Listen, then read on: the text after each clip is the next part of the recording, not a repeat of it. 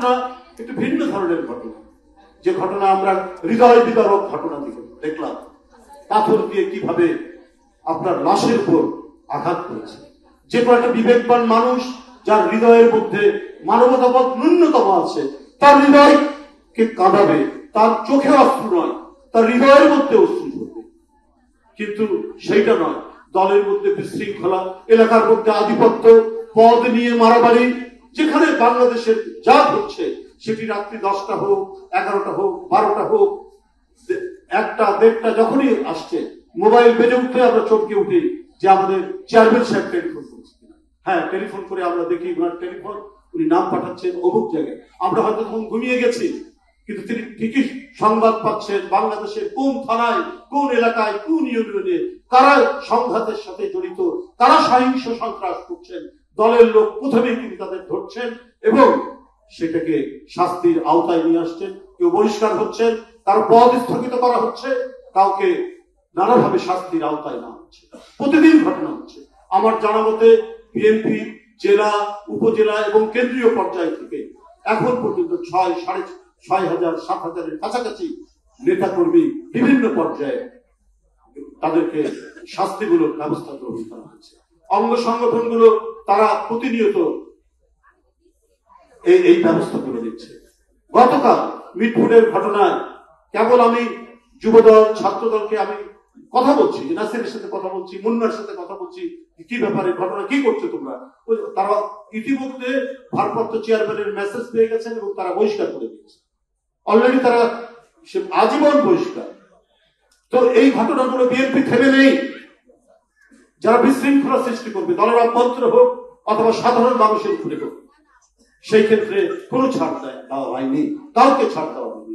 5ই আগস্টের দিন থেকে ক্রমাগত আমরা তখন কারাগারের মধ্যে, আমরা 6 তারিখে বের হয়েছি, কারাগারের মধ্যে আমরা তার বার্তা পেয়েছি। সেইখান থেকে আমরা কাজ শুরু করেছি যে কোনোভাবে কোনো মানুষের যাই হোক দোষক, সে আইনের আওতায় আসবে। কিন্তু আমার দায়িত্ব নয় যে কারো বাড়ি গিয়ে ভেঙে দিব, কারো বাড়ির জিনিস আমি লুট করে নিয়ে আসবো, কারো বাড়ির পুকুরের মাছ আমি ধরে সেটা নিয়ে আসবো, কারো গোয়াল ঘর থেকে গরু নিয়ে যাব। এই দায়িত্ব তো আমার নয়। এই দায়িত্ব যে অন্যায় করেছে, অপরাধ করেছে, তার দায়িত্ব পুলিশের, আইনের, আদালতে, তারা সে দায়িত্ব পালন করবে। একটি আইনের শাসন যদি প্রতিষ্ঠা করতে চায়, এটাই হচ্ছে নিয়ম, এটাই হচ্ছে বিধি। গতকাল সামাজিক যোগাযোগ মাধ্যমে নানাভাবে অনেক কথা তারা ছড়াচ্ছে। সত্য তথ্য যাচাই না করে আমার মনে হয় কোনো কথা প্রচার করা, এটা সৎ সাংবাদিকতার প্রকাশ নয়, হতে পারে না।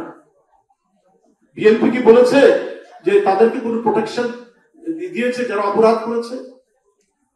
সেটা তো করেনি, বরং অতি দ্রুত তাদের বিরুদ্ধে ব্যবস্থা নেওয়া হয়েছে এই হৃদয় বিতরক ঘটনা।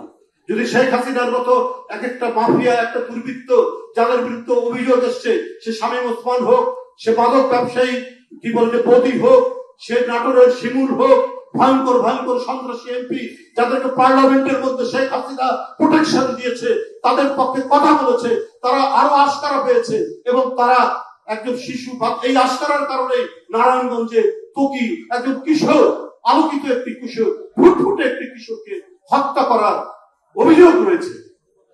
সেইটা বিএনপি থেকে কেউ সুযোগ পায়নি, তাদেরকে কেউ কোনোভাবে আস্কারা পায়নি। বরং বারবার প্রশাসনকে আমরা বলেছি যে আপনাদের যে দায়িত্ব হচ্ছে, যে অন্যায় করেছে তাকে গ্রেফতার করা, আইনের আওতায় নিয়ে আসা, এবং বারবার তিনি তাগিদ দিয়েছেন। শুধু তাই নয়, যখন পুলিশকেও আমরা দেখেছি ঢিলে ঢালা, পুলিশকে যখন দেখছি শৈথিল্য, তখন উনার তাগিদে আমরা নিজেরা গিয়ে মামলা করেছি আমাদের ছেলেদের নামে, বিএনপির ছেলেদের অথবা বিএনপির নামধারী কেউ যখন দুষ্কর্মের সাথে জড়িত, তাদের বিরুদ্ধে আমরা এই পদক্ষেপ নিয়েছি।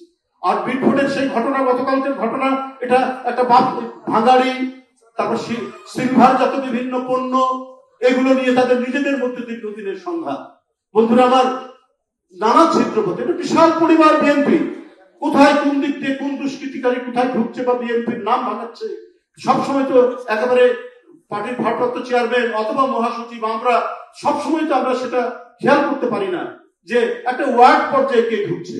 এটা হতে পারে একটা গোটা পরিবারে, এমনকি একটি পরিবারেও এক ভাই দেখা যাচ্ছে একেবারে সাধু সন্ন্যাসীর মতো আচরণ করছেন, অত্যন্ত সজ্জন মানুষ, আরেক ভাই দেখা যাচ্ছে যে দুষ্কৃতিকারীদের মতো সে আচরণ করছে। ঘটনা তো আছেই পরিবারে।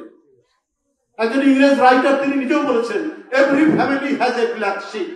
প্রতিটি পরিবারেই একটা কুলাঙ্গার থাকে। তো দুই একটা কুলাঙ্গার তো ঢুকে যেতে পারে, কিন্তু দেখার বিষয়, বিচার্য বিষয় হচ্ছে যে পার্টি তাদেরকে ওন করছে কিনা, তাদেরকে প্রোটেকশন দিচ্ছে কিনা শেখ হাসিনার মধ্যে বিন্দু মাত্র কেউ ছাড় পাননি। এটাই হচ্ছে বড় কৃতিত্ব বিএনপি, এটাই বড় কৃতিত্ব ভারপ্রাপ্ত চেয়ারম্যান তারেক রহমান সাহেব। এবং এই কারণেই আমরা গর্বিত, এই কারণেই আমরা অনুপ্রাণিত যে না, যারা সজ্জন মানুষ, যারা আলোকিত মানুষ, যারা সমাজে ভদ্রলোক, তারাই বিএনপি করতে আসবে, তারাই বিএনপি করবে।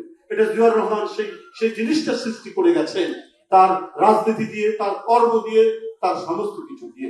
এই কারণে জিয়াউর রহমানের আমলকে এখনো যাদের বয়স অনেক বেশি তারা বলে, ভাই তার আমলে আমরা দরজা খুলে ঘুমাতে পারতাম। এইরকম একটা কি ভয়ঙ্কর 72 থেকে 75 একে ধরে তাকে ধরে।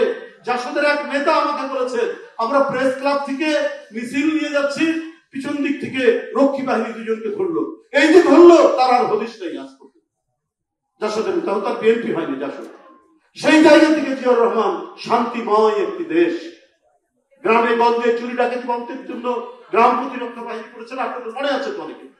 এগুলো করার মধ্যে দিয়ে যে পরিবেশ তৈরি করেছিলেন, এই কারণেই বহুদলীয় গণতন্ত্র টিকে ছিল। জিয়াউর রহমান তিনি পুনর্প্রবর্তন করলেন এবং টিকে ছিল। সেই ধারা বেগম জিয়া সেই পতাকা ধারণ করেছে, সেখানে কখনো আপোষ করেননি। সেই ধারা ভারপ্রাপ্ত চেয়ারম্যান তারেক রহমান তিনি নিয়ে আসছেন। সুতরাং আমরা সুস্পষ্ট ভাবে বলতে চাই, অপরাধ অনেকেই করতে পারে, নানা সব ঘটনা রাজনৈতিক চরিত্র নয়। দুষ্কৃতিকারী ওই এলাকার কোন ব্যবসা নিয়ে তার জড়িত, এটা তো এতক্ষণ ধরে একটা ঘটনা হলো, প্রশাসন কেন চুপ থাকে? প্রশাসনের লোকরা জানতে পারে না এত টেকনোলজি উন্নত হয়েছে, এত কিছু বিষয় হয়েছে, তো চট করে সেখানে প্রশাসনের লোক, পুলিশ, র্যাব সেখানে আসতে পারলো না।